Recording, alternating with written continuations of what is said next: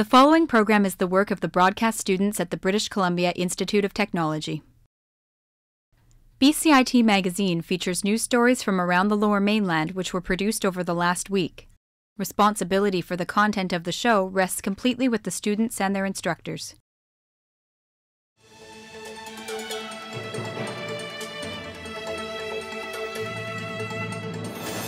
Today on BCIT magazine, RCMP officers in Surrey remember Constable David Wynn. City workers replaced trees that were wrongfully chopped down. And a local choir creates a safe singing environment.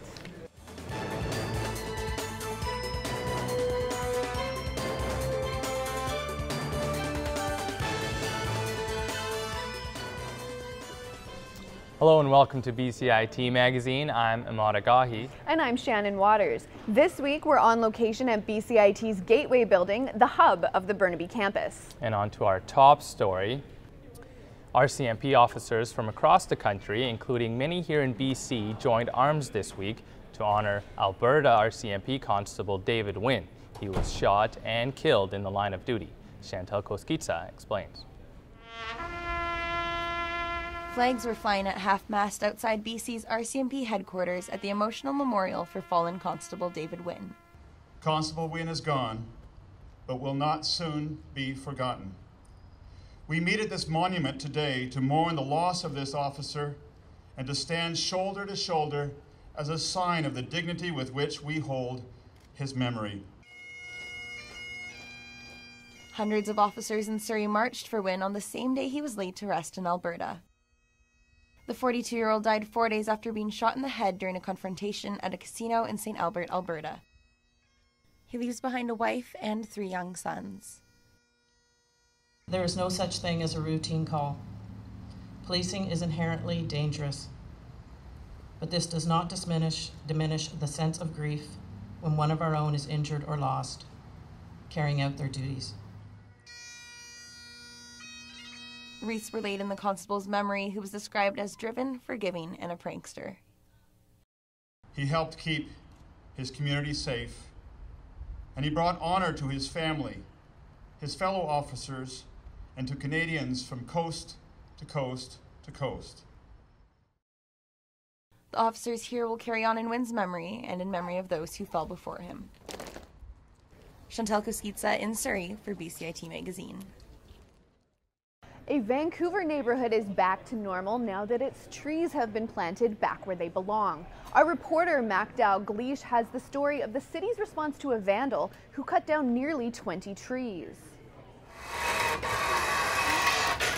A community's beauty was restored as the last of 17 new trees were planted after old ones were chopped down earlier this month. The Vancouver Park Board acted swiftly to ensure residents were not left without their saplings for long. Our priority was to get on this very quickly, replace these trees, and send a very strong message that removal of trees or damage of trees will absolutely not be tolerated by the Vancouver Park Board. The incident occurred on January 7th and left many upset with the damage. It makes you kind of sad because, I mean, in a sense, they're completely defenseless, these trees out here, against that kind of malicious attack, and the destruction is complete. You know, it's gone. Once you cut down a tree like that, it's gone. You're not going to get it back. For the workers replanting the trees, it was vandalism like they had never seen before. Once in a while you get a homeowner that doesn't want a tree, but that'll be one tree, not like I've never seen a whole block like this. Now that these roots have been reconnected, the neighborhood has been returned to its natural state. Mac Dalglish in Vancouver for BCIT Magazine. Macdow Gleish joins us now with an update on the investigation into the incident. Mac, is anything else being done now that the trees have been replaced? Well, Shannon, the Vancouver Park Board has handed the case over to the Vancouver Police Department, though no leads have been found right now. The board said the only way to prevent anything like this from happening again is for their neighbors to keep a lookout. Otherwise, it'll cost another $10,000 to replace the cut down trees. The city is asking for anyone who may have seen something or heard anything from the night of the incident to please contact police. Back to you guys. It was another familiar scene outside Port Metro Vancouver offices as BC truckers protested for the second time in just a few months. Dozens of frustrated truck drivers marched to Port Metro offices on Monday, demanding changes to a new licensing policy, one that they call biased and unfair.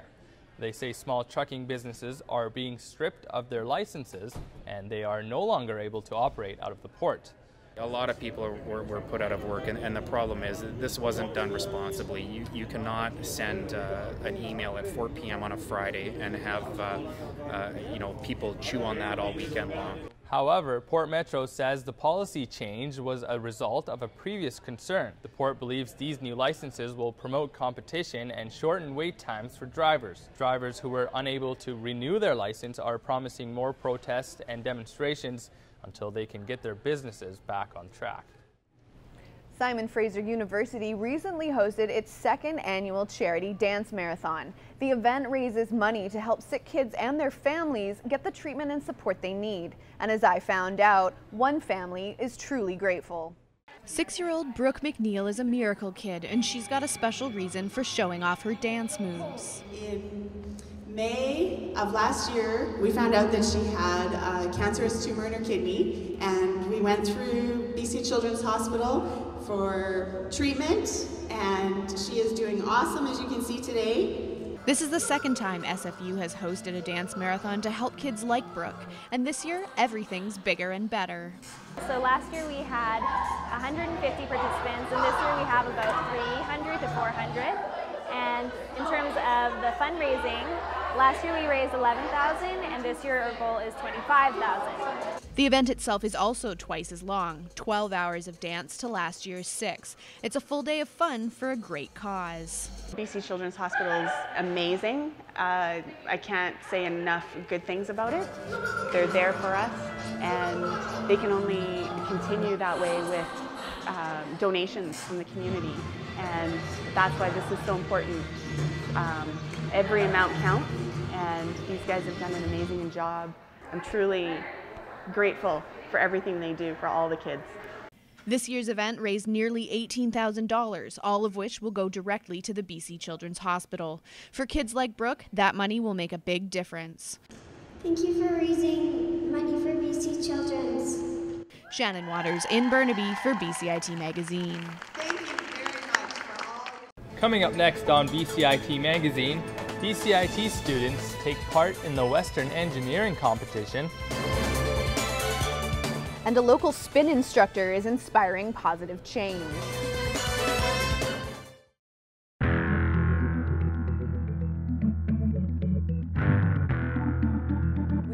The lens through which people gain an understanding of their world, whether it's politics or crime or civic issues. Good morning and welcome to Evolution News. I'm Chantal Koskitsa. Or even environmental stories. We're showing it to people so they can have a better understanding of the world around them. Maybe it makes them more informed when they vote at the ballot box. Maybe it gives them something to talk about at dinner. The language of broadcast is really specific. You have to be able to speak the language or no one takes you seriously. So from a technical standpoint, BCIT teaches you that language. Students want changes to parking prices and access to BCIT's Burnaby campus. And you can't navigate the industry without knowing technical terms. I'm here live at BCIT Burnaby campus, and I'm never bored at all. I'm meeting people and talking with them and telling their stories. A British media campaign called This Girl Can released a video last week that has gone viral. It encourages women to sweat, jiggle, and grunt while they work out and be proud of their bodies. Our reporter Zach Singer spoke with a Vancouver fitness coach who is helping women overcome their fitness fears. Good, look in the mirror together. Spin. It's a high-intensity, full-throttle workout, and if you're doing it right, you're dripping in sweat by the end of it. Ashley Ander is showing these women how to put the pedal to the metal, but for Ander and her fellow cyclists, it's not just a regular spin class. We turn the lights pretty much all the way down to a dim glow. There's candles at the front where the instructors sit, so it kind of takes that whole self-conscious mind out of it.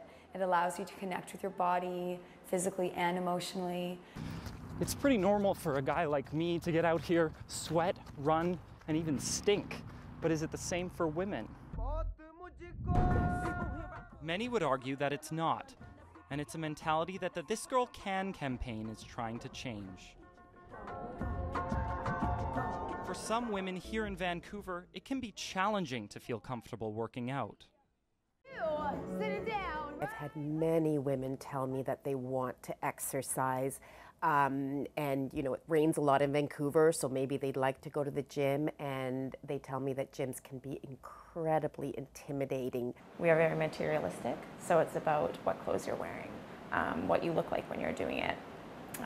Did you put on your makeup before you go for your run? I'm a plus-size woman, and I'm pretty comfortable with who I am, so I don't have a problem with that. But I do have friends who sit in the arena and are very uncomfortable with the way that the body moves and the way that they feel they're perceived. Take it all off. Give me 2 turns. Coaches like Anders see it every day and are beginning to notice changes in fitness culture. Left, right. We're making progress. I think women athletes are being recognized more. Leaps and bounds are happening, and women are coming more into the forefront when it comes to athletics. Taking all that resistance off in the Instructors like Ander are exactly who the This Girl Can campaign is counting on to spread a message of strength and determination, not body image. Drop your heels, elbows down, relax. Zach Singer in Vancouver for BCIT Magazine. The University of British Columbia hosted the 30th annual Western Engineering Competition. BCIT sent a group of students to compete in the junior design category. Our Victoria Levy followed the team on their journey. This is Matteo Lemet. He's an electrical engineering student at BCIT. With the help of his teammates, he's completing a task that is easier said than done. We're transporting an egg from point A to point B. Stipulations are in place to make the task more challenging. And we basically just have to do that with the least amount of materials, and we're going to be presenting it after as well. The team uses their creativity to come up with a solution. I have an idea. Maybe we can put newspaper in the middle so it's like a spring, and when you lift that up, it springs it up.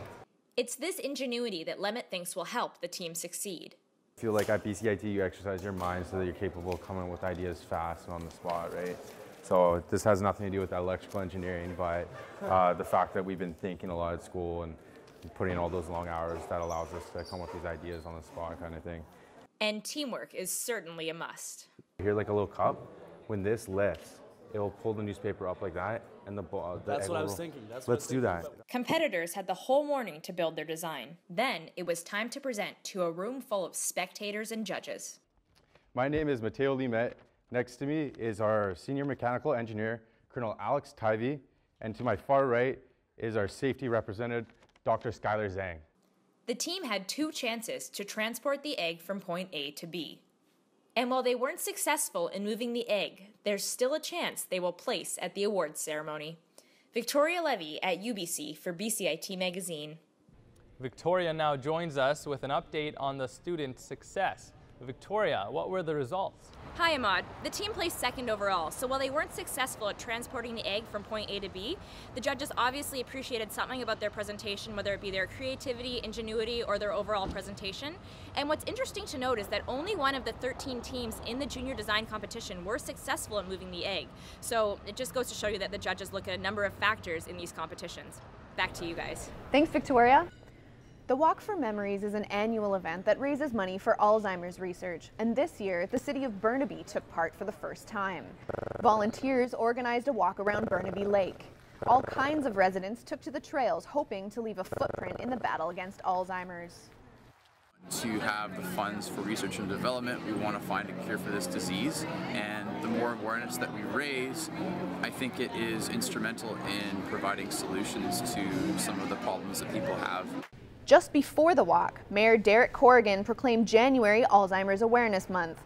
Over the past 8 years, the Walk for Memories has raised over $4.6 million for the Alzheimer's Society of BC. Teenagers deal with enough stress in their lives. Now add the pressure of playing a high-level sport. Our reporter Jared Featherstone spoke with a sports psychologist about keeping young athletes level-headed when their world might be turning upside down.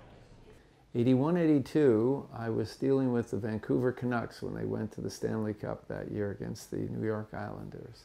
Saul Miller is one of the most well-respected sports psychologists in the world. He has worked with many professional teams, including the Vancouver Canucks, to improve their mental game. If the game is 70, 80, 90% mental, and that's what various professional athletes might tell you, then we better be doing something to train the mental side of things. Dealing with teenage athletes, however, is a slightly different process.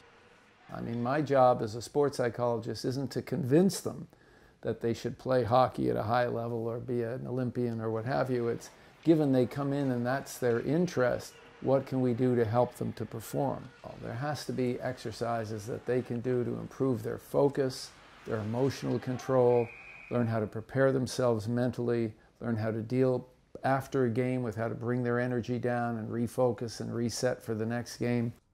Jesse Leung, head coach of the Valley West Hawks in the BC Major Midget League, knows full well the benefits of good mental fitness. It's not how fast you skate, it's not how well you pass your stick handle, it's how well you can bring your best every game.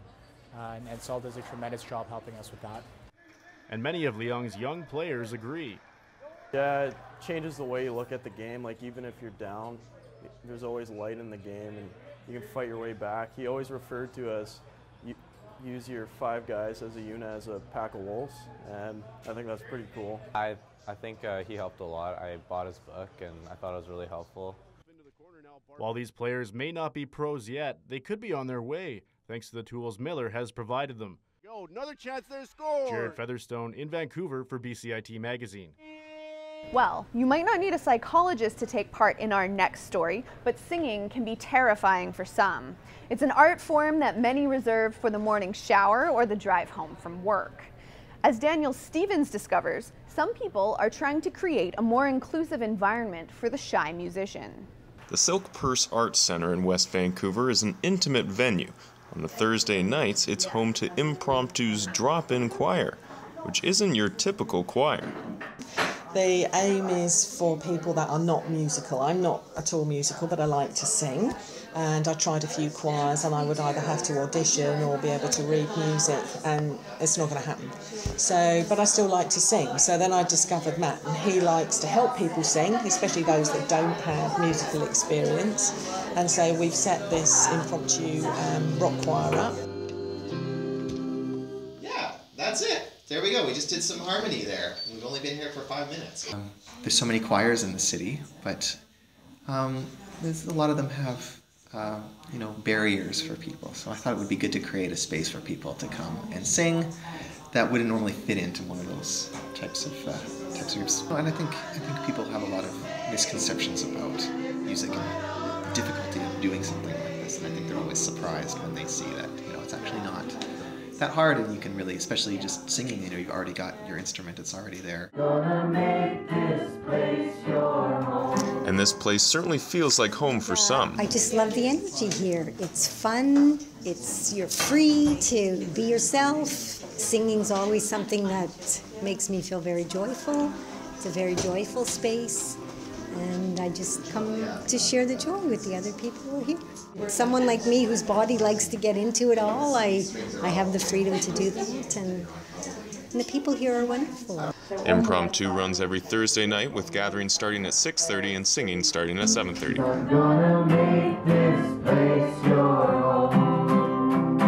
Daniel Stevens in West Vancouver for BCIT Magazine.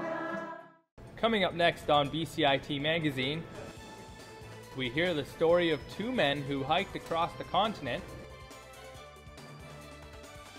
And how young is too young to start bodybuilding?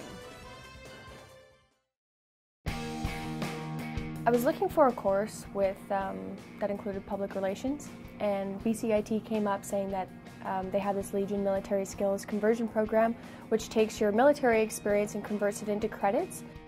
So I was very interested with that because there's not a lot of schools that offer that. I was an armoured crewman, so I was with the Lord Strathcona's Horse Royal Canadian Regiment based out of Edmonton. The courses that I received credit for was based on all my leadership skills. Right now I'm still a member for the Seaforth Highlanders of Canada. I'm currently serving as a unit recruiter. In my case, they took my managerial and leadership experience and they translated it into an advanced placement into the Human Resources Management program. It's a great feeling that they're actually going to give me the credit for all that time towards my goal of getting a degree, getting into business, and carrying on with the rest of my life.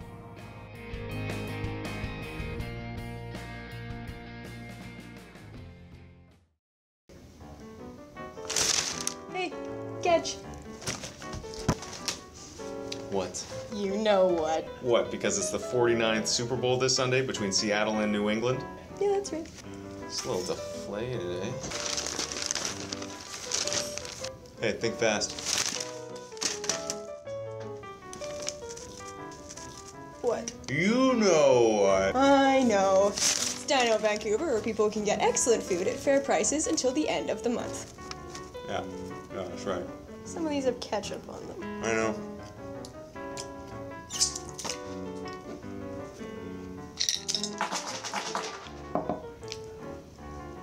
What? You know. I know it's Crushed Ice February 9th, where female athletes can come out and participate at the Richmond Oval for their chance to compete in the international tournament. That's right. That's right. At least have a towel or something. Two UBC grads just finished a rather astonishing hike that took them from their hometown in Jasper all the way to Mexico. I had a chance to speak to both travelers who are now reflecting on their journey. Walking along the beach here in Vancouver is quite the break for Jake Aline from the type of walking he's been doing for the past 8 months. A couple years ago, we knew we were graduating at the same time, so we wanted to do a big trip. We left Jasper on April 25th and we hiked down the Continental Divide all the way to Mexico.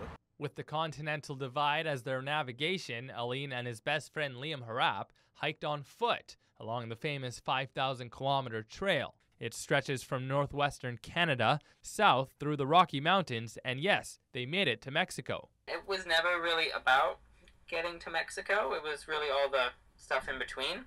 On the trip, the two say there were lots of cold days, and at some points, things were starting to get a little hairy. We were stuck in our tent for almost a week. The storm was lasting for a long time, and we were starting to run out of food. And so we were kind of lucky that it ended when it did, because if it had been any longer, we would have had to drop out. They would go weeks without seeing anyone else on the trail, and at other points, they were helped out by fellow hikers and strangers. We'd be invited into someone's house and offer dinner on like some of the coldest and like stormiest nights. In a storm, you might get a little upset and depressed, but people always loved seeing other people, I suppose, on an adventure, and they were always very excited, and they always wanted to hear your story and try and help you out if they could. Now, after visiting his parents here in Vancouver, Jake is packing up to finally get back to Jasper, finishing off his journey right where he began. I think there's some sort of a celebration that's going to happen, but I'm not sure yet. A celebration well-deserved after 9 months on the road with some sore feet. Hamada Gahi in Vancouver for BCIT Magazine. Bodybuilding is an extreme undertaking for anyone. It takes maturity and discipline to stick to demanding dietary restrictions and workout regimes. But as reporter Kyle McKeechee found out, that kind of maturity doesn't just come with age. Cam McElroy has always had a passion for fitness and has now found a way to put his talents to work competitively by pursuing bodybuilding.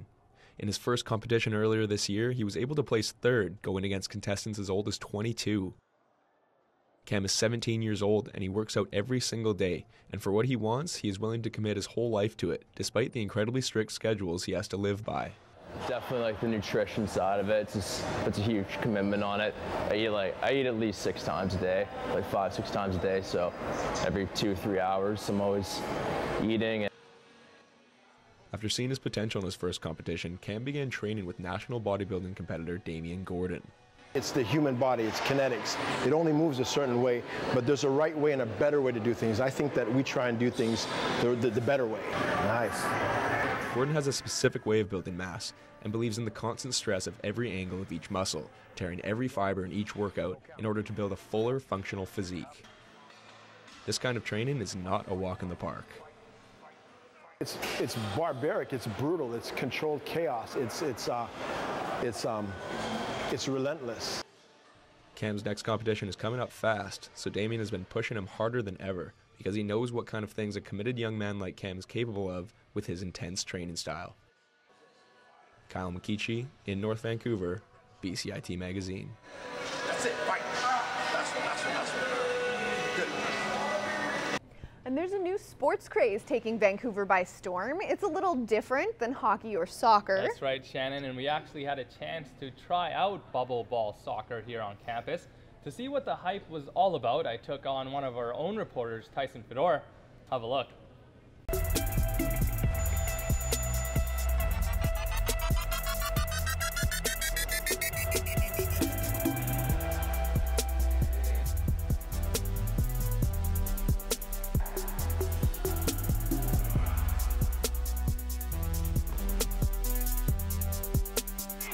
Within seconds.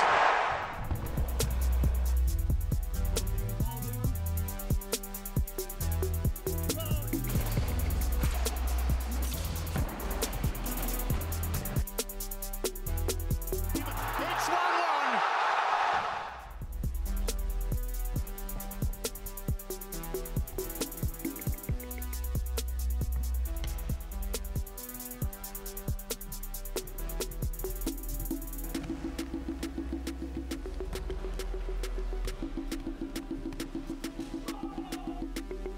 To have the cheek, the audacity, and the ability to finish it off like this, I'll take a bow, son. That's brilliant.